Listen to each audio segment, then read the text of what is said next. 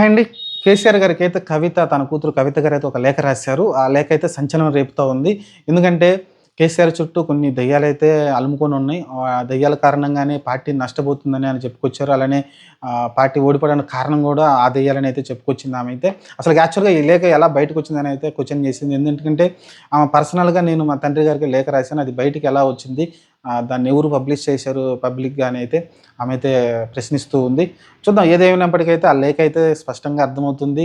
నలిసి నలిసి KTR group, కవిత గ్రూప్‌లాగా మారిపోయేలాగా కనిపిస్తా ఉంది ప్రస్తుతానికైతే. కానీ కవితకి అంత సీన్ ఉందంటే లేనట్టే. ఎందుకంటే కేటీఆర్‌కున్న చరిష్మా కావచ్చు, ఇద్దరు వాగ్దాటి, ఇద్దరు మంచిగానే మాట్లాడగలరు సబ్జెక్ట్ మీద. కానీ వారసత్వంగా సీఎం సీటు ఖచ్చితంగా కేటీఆర్‌కే వస్తుంది కాబట్టి అది పెద్ద మ్యాటర్ కాదు. నాకు తెలిసి మరి ఇంకేం ఆశిస్తుంది కవిత గారనేది మనకైతే క్లారిటీ లేదు గానీ, ప్రస్తుతానికైతే కేసీఆర్ దగ్గరికి వెళ్లి కొన్ని పనులు చేయించుకోవడానికైతే కొంచెం ఇబ్బంది పడుతున్నట్టయితే కవితకి ఇబ్బంది పడుతున్నట్టయితే అర్థమవుతుంది. ఎందుకంటే తన చుట్టూ ఒక దెయ్యాల కూటమైతే అంటే దెయ్యాలు ఉన్నాయైతే ఆరోపిస్తా ఉంది. మరి ఆ దెయ్యాలు ఎవరనేది తెలీదు మనకు ప్రస్తుతానికి. ఆమె బయట పెట్టాల్సి ఉంటుంది ఆ దెయ్యాలు ఎవరనేది. చూద్దాం మరి ప్రస్తుతానికైతే ఈ లేఖే సంచలనంగా మారింది తెలంగాణ వ్యాప్తంగా. ఎందుకంటే ఎప్పుడు గూడా కేసీఆర్, కేటీఆర్ గాని, లేకుంటే కేటీఆర్, కవిత గాని ఈళ్ళు ఎప్పుడు మనస్పర్ధలొచ్చినట్టు నాకెప్పుడు కనిపించలేదు పెద్దగా.